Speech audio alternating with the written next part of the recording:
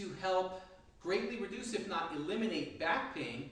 So if you have some back pain problems going on, you know how it can really put a damper in what you're trying to do to achieve fitness goals. If you're working out, if you're maybe you're playing recreational sports or running or whatever you might be doing, there's one of the most nagging injuries there is back pain.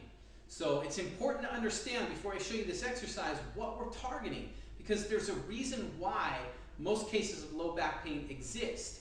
And it's not because of old age, it's not because you have a bad back like you might be have been led to believe. Really, a lot of what the issues are related to what we call muscle imbalances, where there's certain muscles that are becoming progressively stronger and more overused, and other muscles are becoming progressively weaker, they can become looser, and so these imbalances start to exist. And the longer they exist, the greater the imbalances become, and then problems start to happen, because these are typically imbalances that go on for a long period of time before you get the pain symptoms. And so it starts out as a bit of nagging pain that'll increase over time, and if you don't do anything to address it, eventually it's going to result in an injury. And the last thing you want is a back injury, all right? So I'm going to show you an exercise called a prone cobra. And you may have heard of it, you may not have, but I'm going to show you how to do the exercise.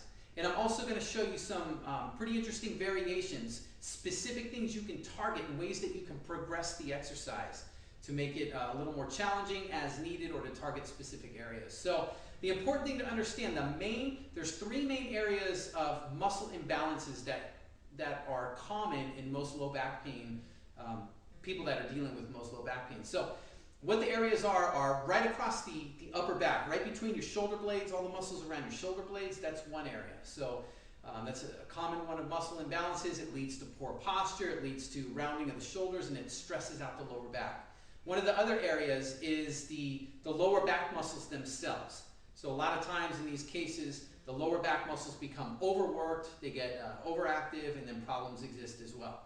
And then the other area of imbalance tends to be in the hips. There's usually weakness in the hip extensors, the glutes and the hamstrings, and there tends to be some tightness in the front, in the thigh muscles, the quadriceps, and if you go up higher around where the front pockets of your pants are, around in that area, would be the hip flexors. So there tends to be imbalances in at least one of those areas.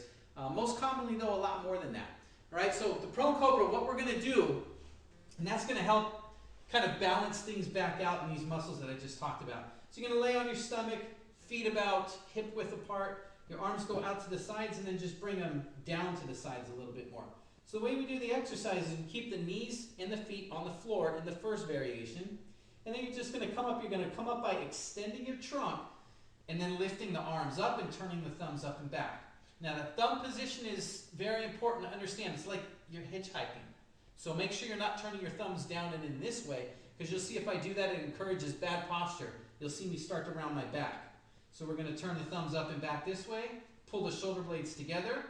You got to make sure you're squeezing your butt tight and keep your stomach tight. So there's a lot going on in here. We're not just going through the motions trying to do the movement, it's focusing on the right muscles. So shoulder blades tight, butt tight, stomach tight. Make sure your head is in a neutral position. You're not looking up and you're not looking way, way down, okay? That's the first variation. The second variation is a progression. So once you can do this one right, then we're going to lift the arms and the feet up together. Again, same focus, it just increases the demand, the challenge, a little bit more. Now, if you want to get really specific with it and address specific areas, one way we could target the muscles in the upper back a little bit more by loading with some light dumbbells, and then just perform the same way, knees down, here to here.